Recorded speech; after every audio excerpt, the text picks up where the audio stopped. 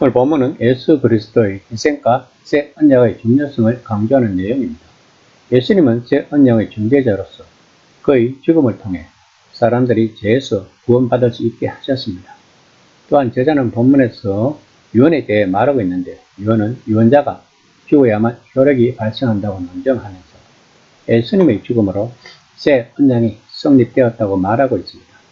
구약 시대에는 피를 통해 죄를 속죄했지만 예수님의 피는 더 나은 희생 제물로서 우리의 죄를 완전히 씻어준다는 것입니다. 그러므로 피 흘림이 없이는 죄 사함이 없다고 저자는 말하고 있습니다. 즉, 예수님의 희생은 우리에게 완전히 죄 사함을 제공한다는 내용입니다. 오늘 본문은 현재 우리들의 시각으로 본다면 충격적일 수도 있을 것입니다. 그러나 우리는 구약시대 희생제사에 대해 이해를 해야 하는 것입니다.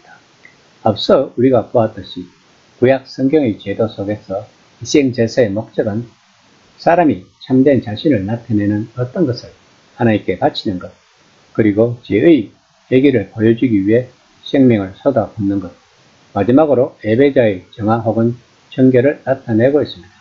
오늘 본문은 두 번째, 즉 죄의 해결을 보여주기 위해 생명을 쏟아붓는 것에 대해 더 깊이 알아보고자 하는 것입니다. 9장 15에서 17절입니다.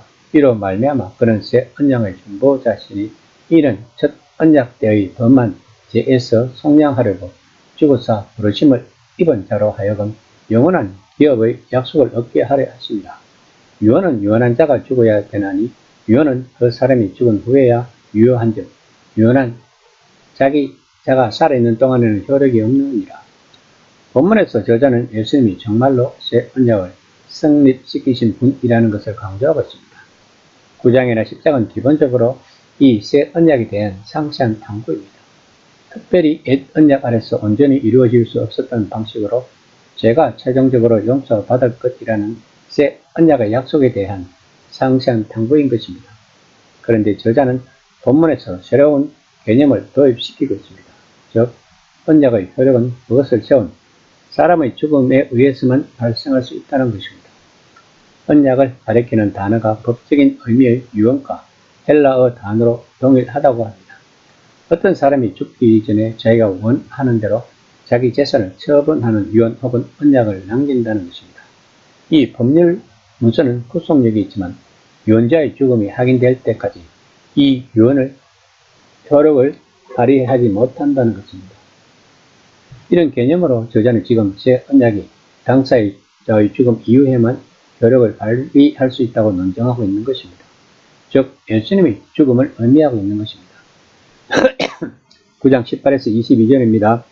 이러므로 첫 언약도 피 없이 세운 것이 아니니 모세가 율법대로 모든 계명을 온 백성에게 말한 후에 송아지와 염소의 피 및 물과 붉은 양털과 우슬초로 취하여 그 두루마리와 온 백성에게 뿌리며 이르되 이는 하나님이 너에게 명하신 언약의 피라 하고 또한 이와 같이 피를 장막과 섬기는 일에 서는 모든 그릇에 뿌렸느니라. 율법을 따라 그의 모든 물건이 피로서 정결하게 되나니 피 흘림이 없는즉 사함이 없느니라. 본문을 이해하려면 모세를 통해 맺은 첫 언약을 성립시켰던 희생 제물의 피가 어느 정도 하나님의 자기 희생적인 사랑의 표현이었다는 의미를 받아들여져야 할 것입니다. 저자는 본문에서 첫 언약과 관련된 모든 것에 피가 뿌려져야 했음을 강조하고 있습니다. 동물의 피에 대해서는 이스라엘 백성들이 하나님과 맺은 공식적인 관계의 모든 가능한 측면에서 하나님이 말한 것은 너희를 사랑하기 때문이란 것입니다. 동물은 단지 자기 백성에게 하나님이 주시는 선물로 작용하고 쏟아진 피를 상징하는 동물의 죽음은 하나님의 자기 희생적인 사랑의 표식으로 작용하는 것입니다. 그런데 그 당시에 사람들이 하나님이 직접 사람이 되셔서 실제로 자신의 생명을 바치고 말 그대로 자신의 피를 흘려 이 모든 표식과 상징을 실현하실 것이라고 생각한 사람은 아무도 없었을 것입니다. 그것은 너무 엄청난 생각일 것입니다. 심지어 많은 초기 그리스도인들도 공포심과 뼈마감을 느끼며 이런 사실을 회피하고자 했다고 합니다. 그러나 하나님이 자신의 피를 흘리신다는 사상이 대단히 역설적이긴 하지만 이 사상은 에베소 장로들에게 했던 바울의 설교를 비롯한 다른 신약 성경 본문에서도 핵심적입니다. 그러므로 놀랍게 다가오는 22절의 구절이 중요한 이유가 바로 그것 때문인 것입니다. 즉 이것이 기독교의 핵심 진리라는 것입니다. 이 구절은 마치 사제가 피할 때마다 일부 피가 개입해야 한다는 등의 보편적 원리를 말하려고 하지 않습니다. 이 구절은 첫 장막과 그 기구가 그릇의 정화를 위해 하나님이 주신 균형을 사실대로 진술하고 있을 뿐입니다. 모든 것은 죄된 인간에게 필요했던 정화와 사제를 상징하는 피로 정화되어야 한다는 것입니다. 누구라도 자신들의 예배, 자신들의 건물, 자신들의 예전이나 자기를 자신이 하나님의 희생적인 사랑 없이 지낼 수 있다고 생각은 전체 제도 안에 전혀 없어야 한다는 것입니다.